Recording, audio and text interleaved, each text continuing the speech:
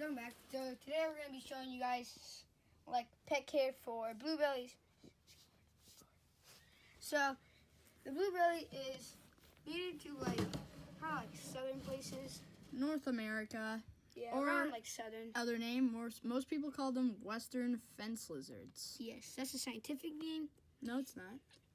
Oh, that is. Well, whatever. You could say that's a scientific name if you want, but they're really beautiful.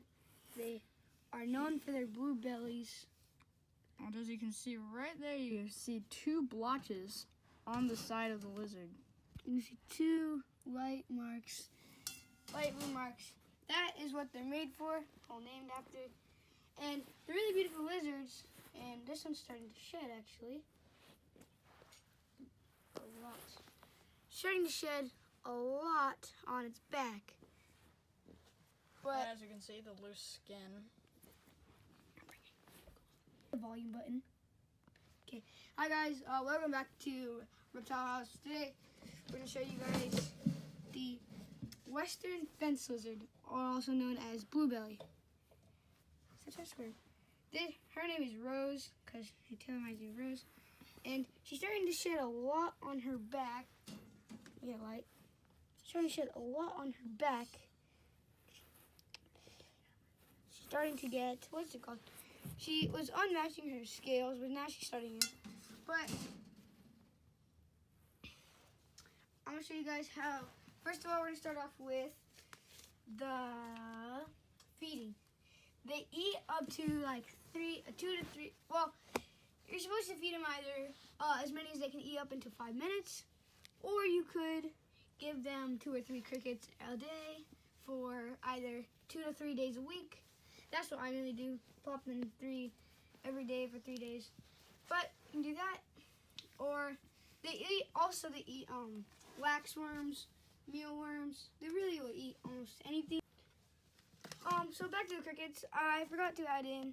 I have for the feeding. I have some. It's like cricket cleanser. It's just for like their, what's it called? This is for like liquid water for the crickets. They'll eat it up. And then also I have jelly pots. The crickets love jelly pots. And then it gives them protein, so they feed the lizard better. And I recommend giving them like tomatoes and that type of stuff. Okay, now moving on to accessories. I recommend either getting 1 or 2 spray bottles. The more the better, in case you run out. But yeah, you want to mist it down either in the morning once and then at night once. Just because moist, they like the moist, but then they also like the heat. So if you mist it down and you have a heat lamp and a UVB, then that'll heat it up. So then they have most of the day with heat, and then some in the morning of normal. And I also recommend getting. Just make sure you don't give it too high of a wattage. Yes. Just go minimum 25 or 50. You also want to keep the heat to either 80 through 90 or 70, like 78 or higher. Like 78 through 90 will be perfect for them. Also bearded dragons, that's perfect for them. But moving on, now we're going to go to handling. To handle a bearded dragon, you want to put your hand in like here. Put your hand on their legs like this. Lift up. And that's how you pick them up.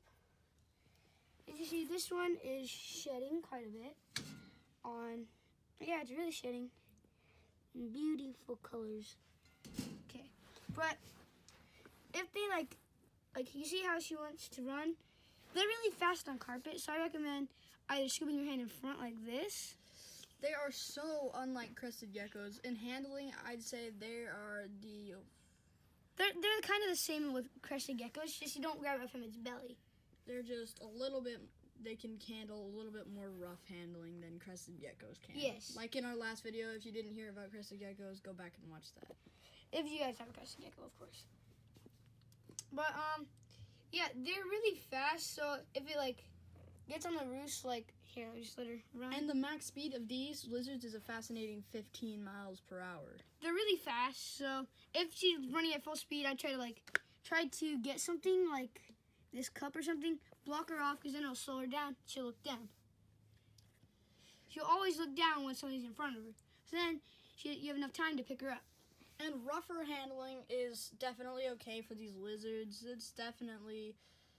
They're more tolerant to it. So Yes. with crested geckos, they're more gentle. So these are basically the exact opposite. So they're just a lot easier to handle, I say. And crested geckos are a lot better than these to have as your first pet.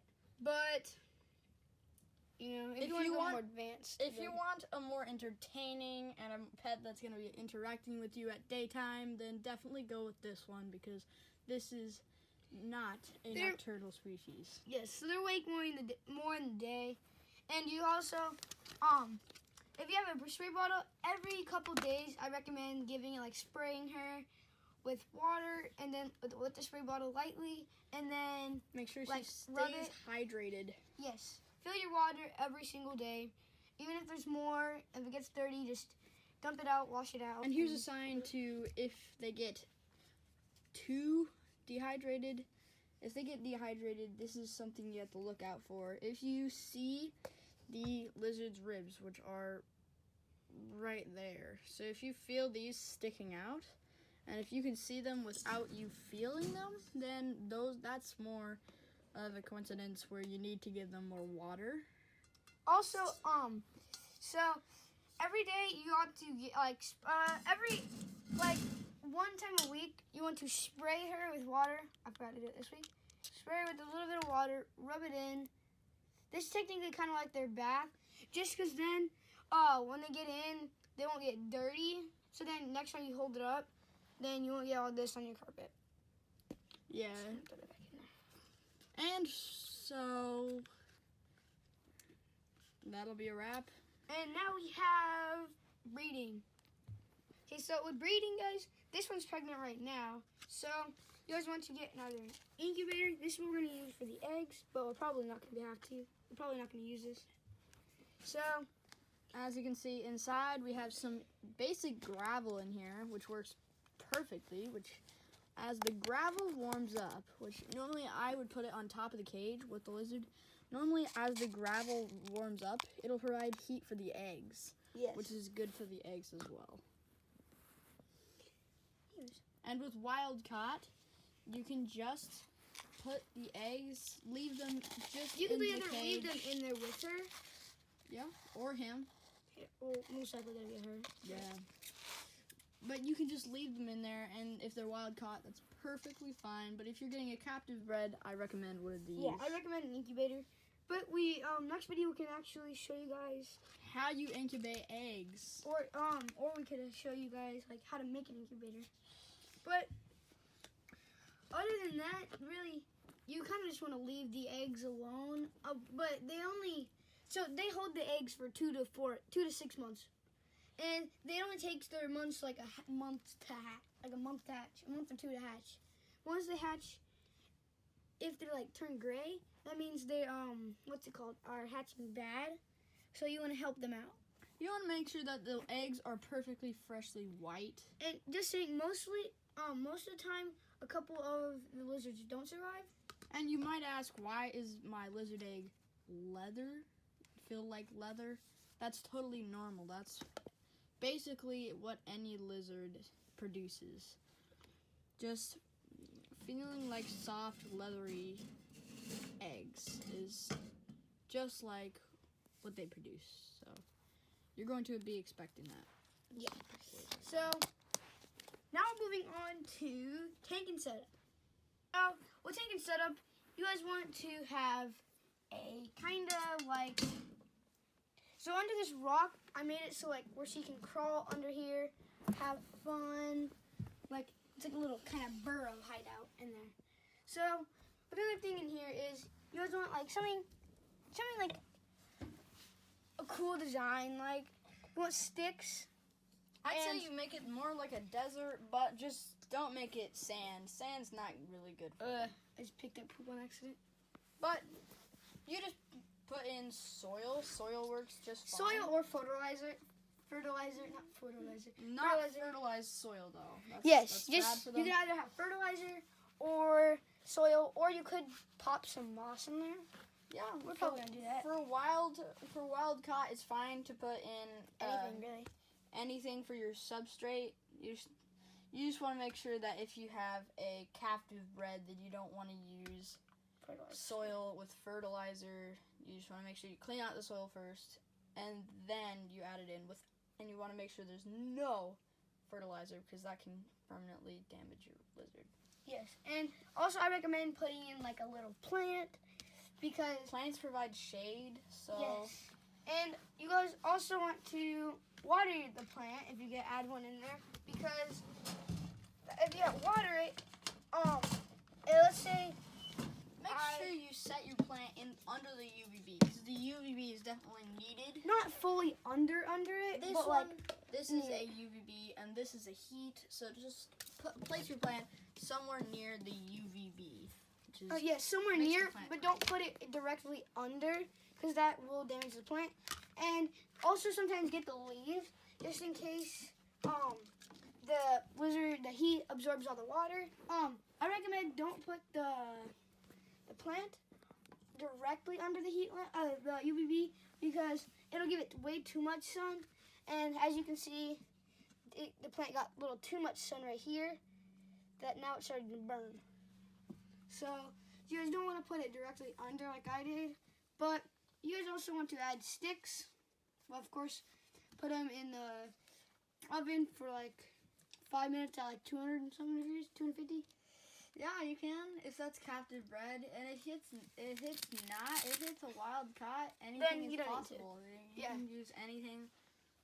So like our crested gecko, we had to we had to burn it. We had to burn the wood. With But crested geckos, they're different. most likely wild caught. If you don't live in New Caledonia, then they're mostly Like, not wild caught. So yeah, they're mainly bred. But and even these, I recommend getting these from breeders as well. we got this from the wild, so we didn't have to take care of it as much. And we found her pregnant, so we got lucky. Every single breeder is definitely better than just getting it for. So, as you were saying, it's better to buy it from a breeder because then they're most likely tolerated, and they're tamed. So, if you get it from the wild, they're not tamed, so they're gonna bite. Definitely, their first impression for defense is to bite. Just bite or Musk, poop on you, yes. and it stinks. Let's put you back, Chris. She's starting to shed a lot on her back now. Let me just show you guys. When they shed, under this rock is her shedding area. You guys also want to add in the shed. Sorry about that background noise. That's my sister. She's really annoying. So, but please look at her tail.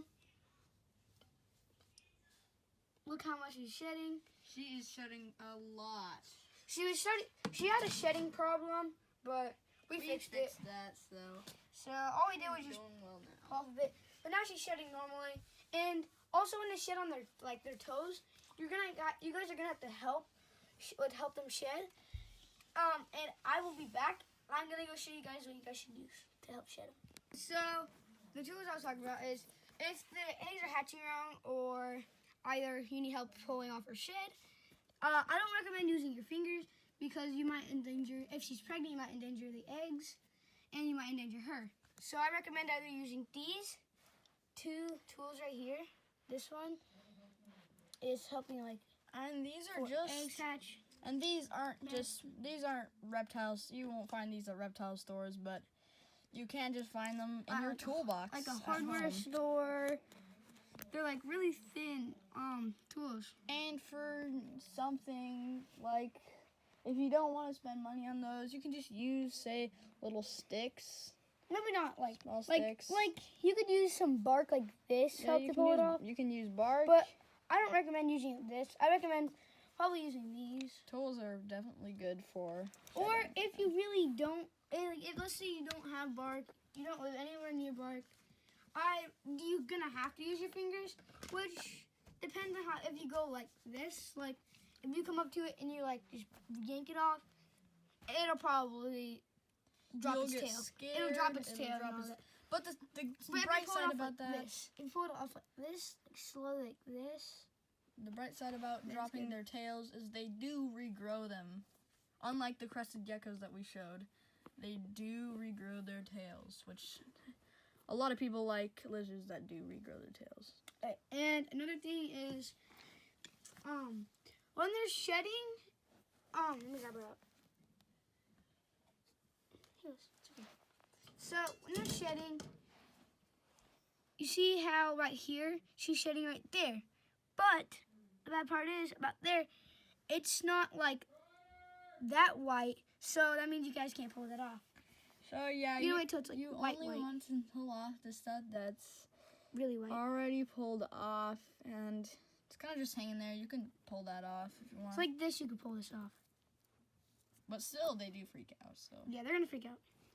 Okay, and thanks for watching, guys. And once we get to 10 subscribers, we will do a face reveal. Peace.